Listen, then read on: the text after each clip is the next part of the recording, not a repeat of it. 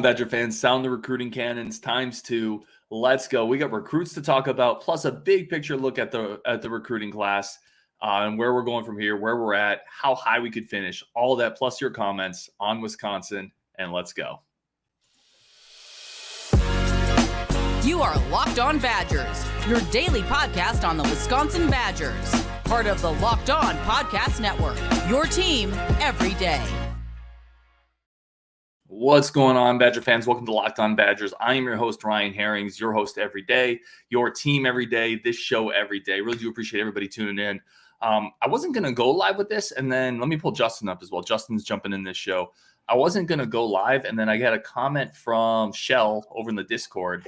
I'm getting thirsty for a live show, damn it, at Ryan and Bucky, at Juan Harris Commits, who's okay. Justin. If anyone knows that reference, you're a Badger psycho like us. And at Believe with Rajiv. So, Shell, listen, we're going live because of you, my friend, because I wasn't going to do this. But what the Discord says, we do. So, Justin, welcome to a live show. And look at Ryan live from his outhouse up at the cabin where he put the Badger paraphernalia in there with him and set up his podcast station. Yeah, the cabin. And, listen, I am a versatile podcaster. Okay, y'all don't even know. Well, let us know if you need a courtesy flush in there. Y'all don't even know where some of these shows come from. But first, let's sound those cannons because we got things to talk about and exciting stuff to chop up. Fire the recruiting cannons. Another one is headed to Madison on Wisconsin. And Logan Couch says the recruiting cannons go boom. Badger Warmouth. What's up, my friend? Says hello, Ryan on Wisconsin. Yes, sir. Guy says get those cannons firing. And there's Shell. Let's go. We're here for you, my friend. You know, as you requested, we are here. I want to start here. So we didn't do a show yesterday, we didn't do a show yesterday talking about the newest commits. So we have two commits we want to talk about today. Colin Cubberley, the offensive lineman. But we're going to start with Rafael Dunn, the 6'4", 200-pound safety, outside linebacker weapon. We'll just call him a defensive weapon. He is the dollar recruit. Offers from Vandy, UVA. I love the academic offers, by the way. I've always liked that. That shows character. That shows IQ. Illinois, Kentucky, Michigan State. You remember when Michigan State was a value defensive back offer? That was a while ago, right? The no-fly zone, all that. Yeah. Listen, we all have a type, right, Justin? I mean, you have a type. I have a type. Tressel and Fickell have a type. 6'3", 6'2", 6'4", Dunn 6'4". I love the versatility here. Like he could play all over the field, and they're getting bigger, longer athletes to play in space, and that's exactly what Dunn is. I like this pickup a lot. I do too. I believe my exact way of phrasing him to you was, it's like watching McAvoy if McAvoy actually liked to hit back when Tanner McAvoy played for Wisconsin. The guy can really run. Like, you watch his film, he looks like a safety on the field. He does not look like a linebacker out in coverage. The big thing is, you look at him, here's where Wisconsin has changed over the last 10 years. The guys that we have in our safety room right now, they're twitchier and more and faster than what Dunn is. But a guy like Dunn being used as a hybrid on the field is an absolute problem to game plan against, because he's going to be really tough to deal with if you're going to put him on a tight end or bring him downhill coming into the box, because he's going to be more fluid of an athlete than most of the guys who are pass rushers, and he's going to be coming with a head of steam. And now you have a guy who can really run and a guy who can also get drop back into coverage and cause problems for you on any given play. And you look at it and you're like, what are we going to do with this guy? We have no clue what he's going to be doing out there in the field. We have Wooler as a guy that they're kind of putting there now. The thing I like about, and I love Wooler as a hitter, but the thing I like about Dunn is this is a guy you can bulk up to potentially 225 and probably keep the speed. And that's a big dude coming downhill. Mm-hmm. Shell says Isaiah Simmons 2.0. He is that type of frame. Yeah, like he does. Simmons was a 4.3 guy. Yeah. I would say that we're probably looking at a guy who's running the 4.6s. Yeah, but that's still plenty of speed. A different type of beast. But he has that type of frame. Like, and it's not a lot of guys you look at when you watch film, especially at the high school level, where most heights and weights are inflated or they're not super accurate. You can just watch film of him and you can tell like his frame is legit. Like that is a big big athlete, you know, and the type of guy, like if we were recruiting him at receiver or at athlete, you could say, okay, like I kind of like that too. Like run verticals with him with his size and some speed. I think he fits on defense. My point is though, he's just a big athlete. Yes. And this is where if you trust the coaching staff, because there's a danger when you recruit players like this that they can also be a bit of a tweener. They can't quite be athletic enough for safety or big enough for linebacker, and they kind of get lost in the wash. You remember Arrington Farrar, different frame, different player, but a guy who just he would have fit this role to a T. Yeah, you can't find a home Wisconsin for him. had it.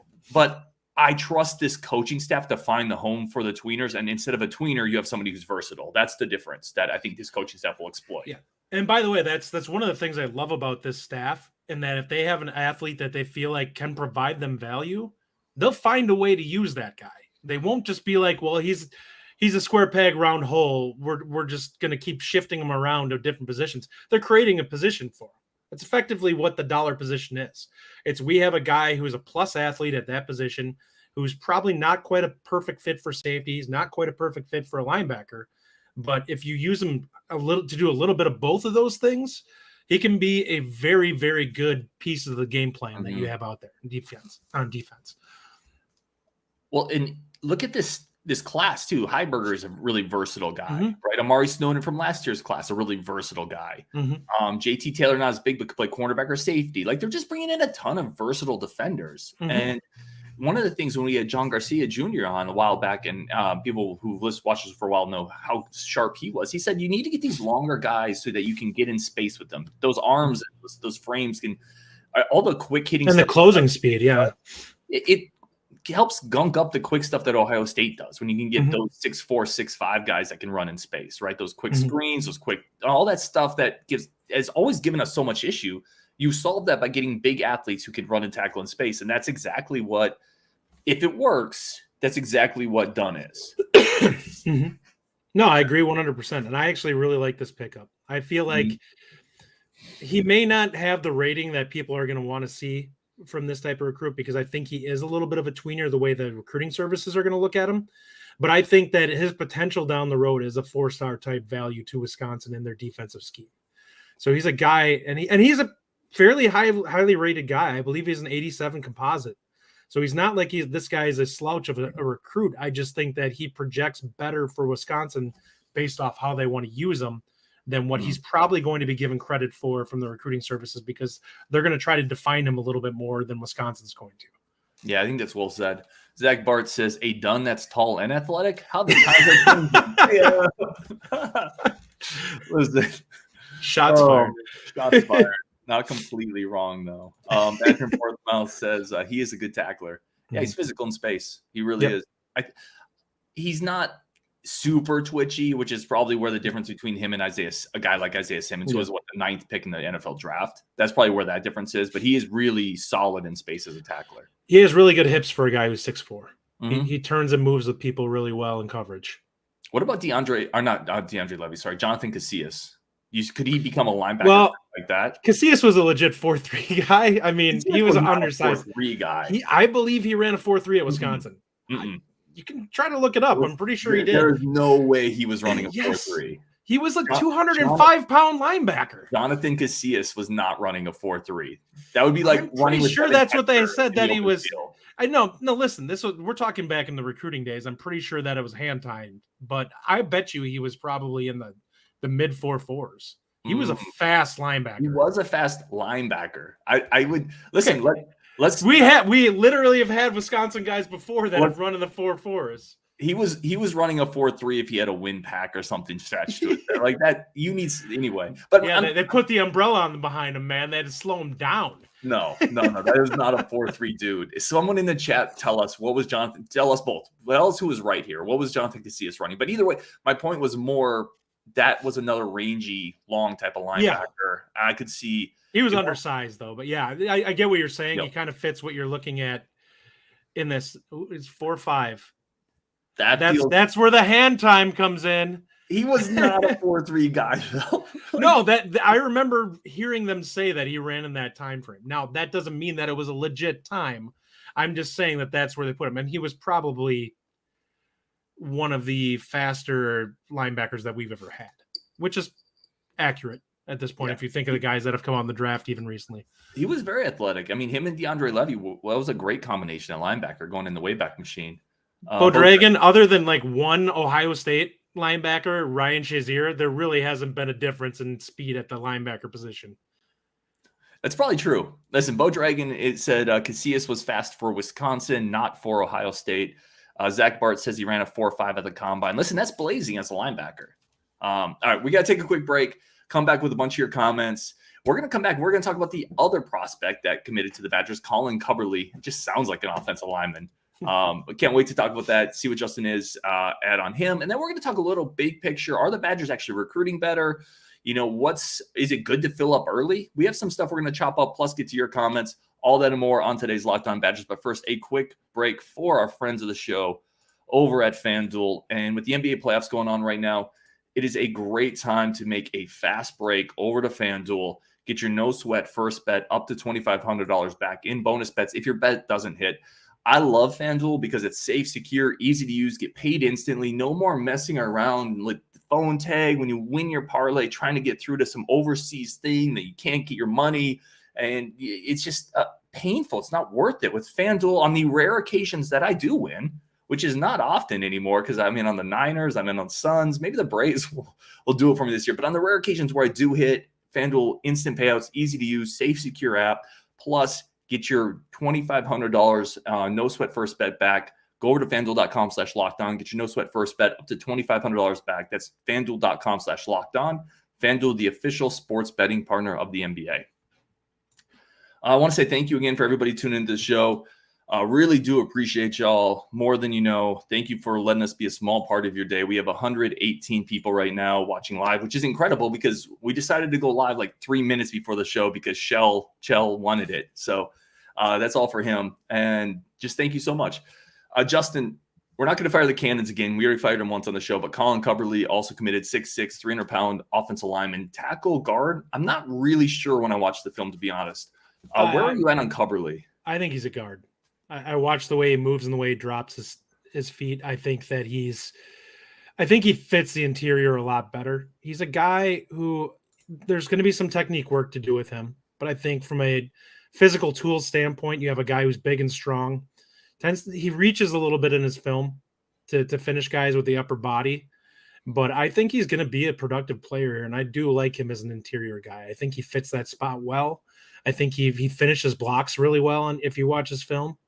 And he moves pretty well. Like, he's not a guy that moves like a super athletic tackle.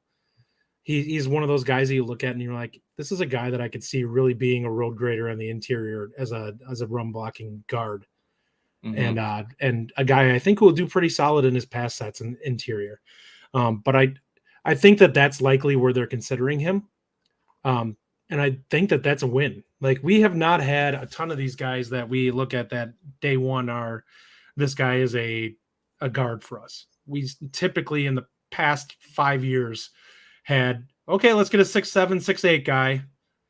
So we have 5 tackles we took in our class, and now we're going to kind of figure out where to put guys. It's like, well, not everyone's built to do every position on the offensive line.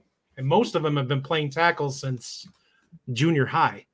So, let's get them in switching them into the interior isn't necessarily, it's a lock that they're going to work there. I think you look at his film and I think that the way he blocks just fits really well with the interior. Yeah, that's kind of where I was going. You don't see the super quick feet or the kind of elite length or reach of a tackle necessarily, but he's also 6'6". Like, it's not out of the question. It's a bit of a spot where you could see it probably going either way. I do like, to your point, I talked about this when I had John McNamara on the show. Like, that's one of the reasons I love the Durand pickup in last year's cycle. Like, you knew he was an interior offensive lineman. Mm-hmm. It's one of the reasons I like Corey in this cycle. He's an interior offensive lineman. Like, there's not a lot of 6'7" and 6'8" offensive guards in the NFL, and there's a reason for that. Right. By the way, Durand coming in to Wisconsin, he just moved in this last week. Talk about coming in with a power move with that mustache. Yeah. Good Lord, man. I like that. That is a thing of beauty coming in as a true freshman. You got to be sure of yourself, right? to pull that off. I like him though, man. Not to turn this into last year's recruiting class. I like Durand a lot on the inside. Mm-hmm. The other thing with Cubberley that I really liked, by the way, to go back to Cubberley, By the way, Mason Sensala says, as soon as I saw the name Colin Cubberley and that he was an offensive line, I knew he was a Wisconsin lock. Jake and Ayanara, who Jake and I have talked a little on the side. I keep wanting to reach back out. Jake, I need to get you on the show. I really want to. When Fickell came to Wisconsin, we didn't just land a bunch of transfers and recruits. We also landed a high impact transfer fan. That's Jake Ayanaro, who has a very interesting past. And I would love to get him on the show to talk about his connection to Luke Fickell and why he's so optimistic Luke Fickell is the coach that we hope he is. But so Jake, thank you for tuning in. Colin Cubberley, the other thing that I really liked on his film, you mentioned finishing the blocks. There is a nastiness that is a requisite for all great linemen, right? Like, and you can see it even at the high school level. Like, technique needs work. By the way, I'm done for the most part saying high school lineman, he needs to work on his technique. Every high school lineman, they all do. His technique. Every single one of them. I'm done saying that. But when he throws people around, lays on the ground, finishes blocks 15 yards up the field, hits one player, then swivels to find another and puts him on his butt, there's a physicality and a nastiness to his game that, to your point, translates really well as a road grader, someone who can be really physical at the point of attack. So I like it. Yeah, I do too. I think it's a really good pickup. I actually like this offensive line class overall.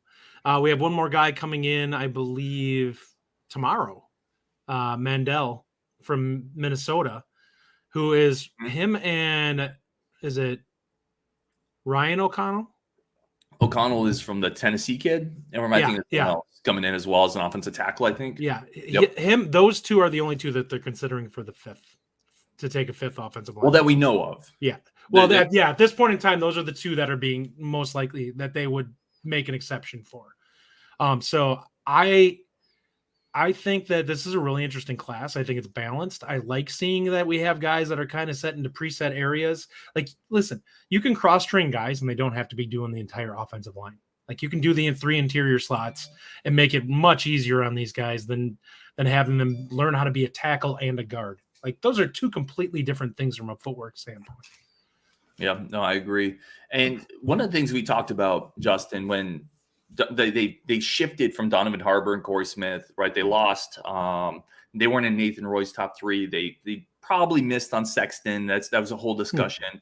But as long as you go out and you get other dudes, at least like value, then it doesn't matter. Then it's not necessarily. I wouldn't say it doesn't matter, right? Because you obviously prioritize Roy above. I mean, yes, it depends, and it also depends on if you're alienating potential, connections in state. So I would say it's not that it doesn't matter, but if you're able to pivot and find talent that is almost equal or equal to those spots, then it's not that big a deal. And that shows actually a bit of a skill going on to a second target where what do we talk about with Greg Gard for the longest time? When he wouldn't get his top guy, there wasn't a good enough plan B or plan A minus. Exactly. I wouldn't even call these guys plan B, but plan A minus. And this staff has shown the ability to do that, which I think is pretty impressive. I agree 100%. Let's get some comments here. Let's see. Bo Dragon continuing saying AJ Hawk ran a 4.5. Going back to your no Ohio State linebackers of that. Was he hitting somebody from the opposing team or just running into a teammate? Because I watched him play for the Packers for a really long time. He was not that great. Badger says DeAndre Levy was a beast. Absolutely. Logan Couch says Levy ran a 4.47 at the combine. Played with the Lions for a while, right? Like those were great Badger linebackers. They were. That's probably the most athletic linebacker group we've ever had. Ooh, we got to pause there. That's a whole show. Consider the linebackers we've had in the last 10 years. Who is on? There's one more guy, Hodge. So it's Hodge, Levy, and we've had. And Hodge was the limited athlete out of that group. I would say that's probably, I don't know. That could be a whole show. Let's not diverge onto that one. 2 guys that ran a 4.5, Ryan, or less. Listen, we've had 2 guys that ran a 4.5 or less on the same linebacker group. We had what was the 2 years ago? Chanel, Sanborn. Who was the outside linebacker with them? Was it Herbig on that group? I'm just saying, like, there's been some groups, man. Before we start throwing out most athletic linebacker group we've ever had. But that could be a whole show. I don't want to get too far off of this. Logan Couch says maybe Mettauer has to be happy he's going to be well protected. Greg Lincecum, this is a good one. The big question is, are we getting the recruits we want? I would have to say at this point in time, for the most part, I think they're getting guys that they view as top of their board. Do I think that they're number 1A of the guys that they sent out offers to? No, but I think that you look around the nation and say that probably 90% of teams are not getting their A+ number 1 guy at every position, because let's be honest, there's about 5 teams in the country that choose exactly who they want, and even they fight over guys.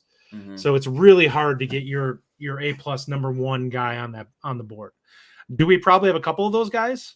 I think we probably have a couple that we looked at and we're like, this is a guy that we are prioritizing from the start, like the tight ends. I bet you those 2 tight ends were their A+ number 1 guys that they wanted when they came in. There's a lot of smoke that Colin Johnson is that guy receiver Yeah. too. Yep. That's another one. And you watch some of the crazy things the kid has done. Like his footage of him making one-handed catches and stuff like that, his body control and ability to track the ball is really impressive stuff. Listen, I've said this too, and I don't want to mean to beat the dead horse, but I think it bears repeating. And Greg, thank you for jumping in, friend of the show. I really do appreciate you. They're not taking anybody right now they don't really believe in. Though, if you're getting into December and January and you're filling out a class, maybe that's where they're making. But everybody they're taking in June, this at least maybe not fans, maybe not you're maybe not getting the guys the fans really want, but you're getting guys that the coaching staff absolutely unequivocally believes in at this point, because otherwise they're not taking them at this point in the summer. Watching what we're seeing from most of these recruits, and I watched the film on pretty much everybody that's committed, these are not guys that are high floor or low ceiling guys. There's a lot of guys here that there's boom bust potential. So there's guys they may miss on out of this group, but there's guys that if these guys hit, you're talking about guys that are first 3 rounds of the NFL draft. Like these are that type of athlete that if everything clicks and the technique comes together with the type of length and athleticism that a lot of them have, these are guys that are going to be a problem. Yeah, no, I think they're recruiting to a different type of athlete for sure. Yes. I think that's pretty obvious, especially in certain spots, in defensively for sure, but receiver as well. We're going to take a quick, offensive line as well. Yeah, all over the map, really. They're recruiting a different type of size and versatility, for better or worse. We'll see. Yeah. We're going to take a quick break. Friends of the show, come back. We're going to talk big picture recruiting stuff with Justin. Take more of your comments. Is it a good thing to fill up early? It's interesting. This recruiting class is getting pretty full. We're going to talk about that coming up next on Locked On Badgers. But first, a quick break for our friends of the show. And a quick second to say thank you to everybody tuning in. Really do appreciate all y'all as the show and this community continues to build. And that's what it's all about, just building a Badgers community that we can chop it up together. So really do appreciate everybody. Come join us on the Discord. A lot of good stuff over there where we celebrate each other's wins. It's sports cards, music. What are we drinking? What are we eating? Plus, we talk about Jack Dunn a little bit in there. That topic just came back up. So come join us on the Discord. Continue chopping it up. Let's get Justin back on the show. Justin, were you involved in the Jack Dunn conversation on the Discord? I tried to avoid it. I've said my piece enough on that. I think you and I have been involved in enough Jack Dunn conversations to fill our lifetime already. And again, like I should point out, like Jack Dunn gave his heart and everything he had to the program. So I will never slight the kid for the effort and work he put in for Wisconsin. It was just frustrating at times. Yes. I think we can put Len there. Bo Dragon says, based on my sample size of 6 passes in spring, I'm anointing Locke as the next Tom Brady. I think that's fair. Fair. Let's go. Kate Berry says, Cubby on Wisconsin. What's up, Kate? Thanks for jumping in the show. On Culture Barbarian, friend of the show. Says, I like AJ Hawk, Justin. He was not the number 3 pick in the draft that year? He was not a number 3 pick in the draft. Did he go that high? I think he was that high. Wow. I don't remember that. Badger and Bournemouth says, one thing is, how many of these guys was Wisconsin the best offer? That's a great question. I would have to look. There's a lot of them that are not. I can tell you that the cornerback room, they're definitely not the best offer. And in fact, there's going to be a couple of commits coming up here that are going to have very impressive offer lists. Well, and very impressive. If you look at the offensive linemen, right? Certainly Haywood had a Penn State offer. Yep. Cubberly had a Texas offer, West Virginia offer, at least reported.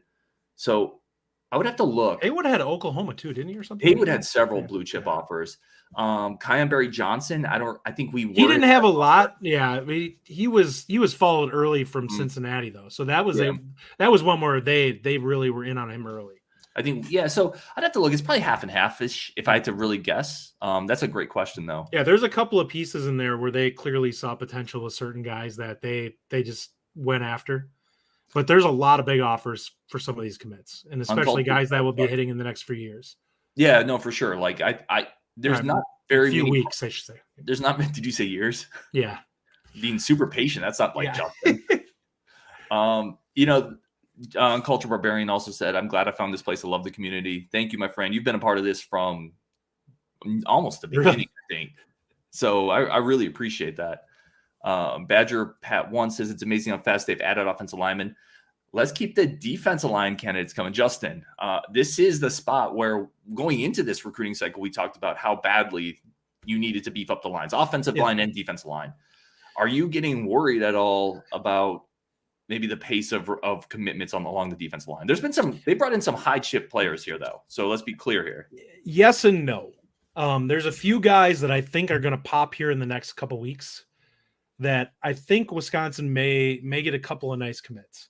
And I think there's guys that, listen, for better or worse, the type of commits we're going to see out of this class are very different than what we've seen the last 10 or probably close to almost 10 years from the defensive line. When we started doing the switch to the 3-4, it really changed under Gary Anderson and has kind of stuck that way. This team or this set of coaches has a very different view of how to run a 3-4 or a multiple offensive or defensive line. There's a lot more twitch with some of these guys. If you look at Dominic Kirks, you look at Joe Barna, you look at Nichols, Uma. Yeah. Ume. And Ume has some just bull rush man muscle on him too. That guy can throw people around. David Stone, who they're not going to get, by the way, but Liam Andrews. Yeah. These are A+ defensive line guys. And I really like if we end up getting, say, Kirks and Barna, those guys are going to add something to that room that is definitely not there right now. Even if they may not be the 4-star guys, and Kirks is honestly pretty close, both of those guys would be big gets for our defensive line group. They add a level of twitch and pass rush ability that we do not have there right now. And I say that from the standpoint of we're talking guys who could be legitimate high-level pass rush guys in a couple of years. Yeah, and it's a spot, to your point, the previous staff just couldn't quite figure out. Mm-hmm. They couldn't figure out how to do that. So it'd be interesting to see how it morphs, though, right? Because the previous staff did an incredible job of finding and molding outside linebackers. And can this staff replicate that? I'm not sure. It's going to be interesting to just track it. It's a different defense. It's going to be a different scheme, a different philosophy, a different recruiting philosophy. And no matter what happens, Justin, I think the defense is going to statistically be worse. Competition is going to be better. We're going to be playing in a more high tempo games. The offense is going to be scoring more, which is going to put the defense on the field a little bit more. I don't know. Yeah. I'm interested. I think the question will be, can be the more dominant and disruptive. When they want to crank things up and cause problems, can they do that when they need to and want to? And I think that with the level of athletes that they're potentially bringing in, I think they'll be able to do that. Now, when you bring aggression to a defense, it can go one of two ways. And we saw this when we go back and talk about guys like, especially with Aranda. He was one of those that was, for better or worse, he was coming at you and he wanted you to prove that you could burn it. Mm-hmm. And there were a couple of games in his history where he got burned, where teams just made plays on him. But that's kind of what I think we're going to be looking at a little bit more with this defense, is it's going to be very boom bust, but I think it's going to be more boom than bust by far. It's just they're going to really have games where they go out there and look like a wrecking crew. And if things aren't quite synced up right, there could be some games where they get burned a little bit. Whereas it felt like Leonard was comfortable trying to make an opposing quarterback march down the field. He felt like very Chicago Bears cover 2 defense in some ways, where it was like, we're just going to make you have to work your way all the way down the field. And the problem was with a team like Ohio State. They did. They just like, okay, we're going to take it 15, 20 yards at a pop. We're just going to eat you alive. Let's be honest, though. Ohio State was going to gash us whether we were It didn't matter what scheme we were running. We were playing man off. We were playing 2 deep. We just don't have we haven't had the athletes to match up. Let's get to here and wrap up the show because we got a bunch of comments here. Badger Man says running back ? Chell says I second that running back. Kathleen Burrows says Dupree's off to Michigan in a few days for a visit. P says we'll get the running back. So ton of running back questions. We talked about Dupree on this show. We talked about how high we are on him, how we, at least up to this point, we felt pretty good about the Badgers' chances. Is this a 2 running back class?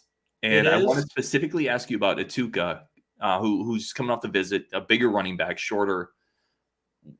How would you feel about him being the second running back in the class? Because I kind of like it. I think he brings something different. He's more of a power guy, but he can't be the only running back in the class where he can't be the lead guy.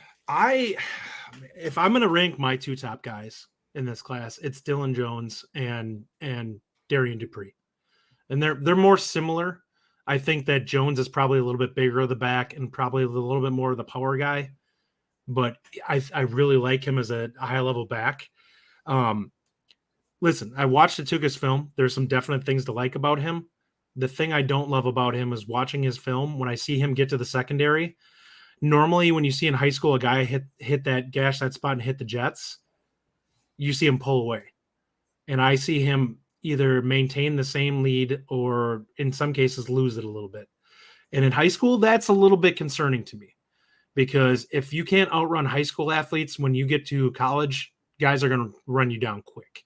Mm-hmm. And he does have some good feet. He has pretty good vision from what I saw in his film.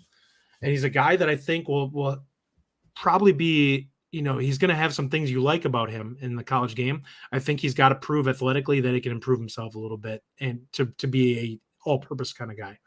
I do think Dupree's number 1 with a bullet. I think he's the guy they want. I've heard the only thing that I've heard about him is that if Michigan decides that they want to take him as their second back, which to be quite honest, he may not even end up making this trip to Michigan. People need to stop freaking out about that. Michigan just had a couple of backs, I believe, in there this last weekend. And if one of them, they have one guy that's very high on their list that I believe if they end up taking him, closes the door. Dupree will be at Wisconsin because we are far and away his number 1 right now, other than Michigan. He wanted to be the guy. Yeah. So Dupree's special. He's got special traits. I think we both agree on that. I don't even know who to compare him truly to in terms of a running back for Wisconsin. Would he be probably closest to Melvin Gordon athletically? No, I don't see Gordon at all. Gordon was so explosive, 0 to 10 yards. I think Dupree's got more top end to him. I'm just talking about the elusiveness, and I'm trying to think of somebody because Wisconsin really hasn't had elusive guys other than we have to really go back. Dari was crazy elusive in the open field. He didn't really have the burst though. He's an NFL running back for 7 years. He is and goes.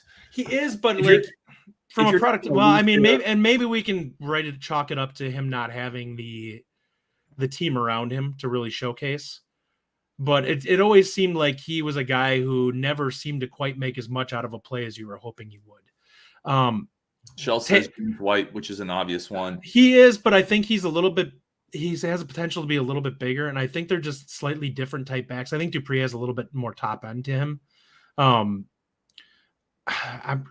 We go back and what was his name? The one that you love so much that went to Colorado for a year and came back. Oh, Brian Calhoun. I love Calhoun.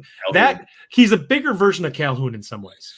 Gosh, you're putting lofty names on this dude. I am. Dude, I like Dupree. Well, okay. I really like him. If we're going to talk about the best probably match for him, it's probably a bigger version of Nate White.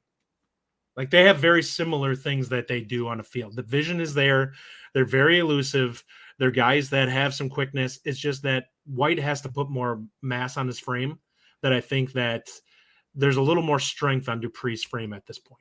Yeah, P says Fletch, which, listen, Fletcher. Fletcher is probably a good one, too. That's actually a really good comp going way back into the 90s.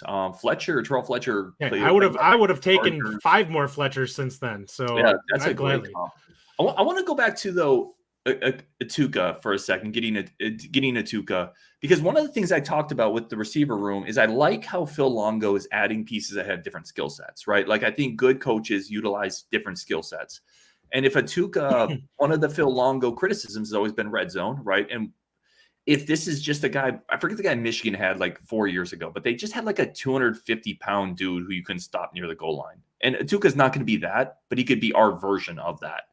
And I think if that's what he becomes, and he becomes a really good short yardage back that makes us better in the red zone, then to me, that's a worthwhile scholarship to me. I would not necessarily hate it, except for the fact that our cupboard is pretty bare after this year. And I think you need to get 2 guys that you can look at and say, if this guy needs to carry the load, I can trust that guy to carry the load.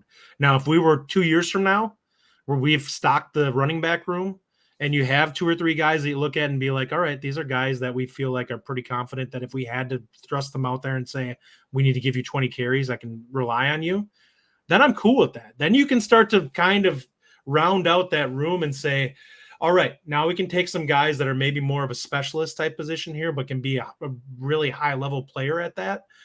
I just don't know if I love it the way we have it now. And some people really want to dive into this idea. Yeah, you mean the guy who fumbled like crazy against us and cost them the game? Helped us win a game, but my point was, like, it was just a weapon that was really hard to stop when it was going. Yeah, when he wasn't coughing it up into our hands. Yeah, not even Mason, but I think it was. It was Mason, but it was. You still have the portal to add to the running back room too. The portal scares me though, because are you getting the guy like what the level of quality that you'd want, or are you getting a guy that you can make work? I think with this staff, they're probably getting the guy the quality they want. That would be my depending on where you're picking from, though. Based on where their early returns in the portal are, I don't know. I guess you're not going to typically get a plus number 1 running back out of there, because they're probably starting for whoever else, unless you're grabbing somebody from Bama or Clemson or Ohio State or Michigan, where they're just like, there's a guy who's going to be a top 2 round draft pick at running back ahead of me. Well, I was just going to say, listen, it's hard to get an A+ number 1 anything anywhere. Like, those are hard to find. Well, you can get an A, one of your A's on the running back board, is my point. Yeah, maybe. I guess I'm fine with the Atuka edition. I think he probably brings something different. We're going to wrap it up there. Let me throw a couple more comments up here, though, because again, a bunch of people in here, which I really appreciate. Let's see. One of these I get to. Derek Ostrander said, I wish Tackett Curtis would have been recruited under Fick. That breaks my heart. You know what? I want to a monster. What Ryan and I will both say is, if Fick was here, Tackett Curtis wouldn't be here, because the guy who was recruiting him was why he was considering Wisconsin. Let me tell everybody on the show right now. I have some inside stuff with Curtis. I can't give you everything, but I can tell you this: when Tackett Curtis had to tell Bobby April, I know this for a fact, and I've never put this out there. When he had to tell Bobby April the decision to go to USC, Bobby April was the outside linebackers coach recruiting him. The whole Tackett Curtis family was in silence for 2 or 3 days. And one of Tackett Curtis's nieces says, does this mean I won't get to see Coach April anymore? Like, Coach April recruited that kid and that family better than anyone could have. And if I'm telling you right now, Bobby April was an incredible recruiter to that kid and that family. And it was very close. We very nearly had Tackett Curtis. There's a reason why Fick wanted to keep him on as a coach. Anyway, let's keep going here. A couple more comments. Actually, no, I think, we're at 40 minutes, and I already apologize. I didn't get to every comment. I'll just do a wrap-up show. I haven't done that in a while, where I take a bunch of these comments, we wrap it up. We'll get Rasheed, Justin, maybe Dylan, and we'll just chop through a bunch of your comments. We'll do it live, and it'll just be a free-form show. That'll be a lot of fun. So thank you, everybody, for tuning in. Really do appreciate it.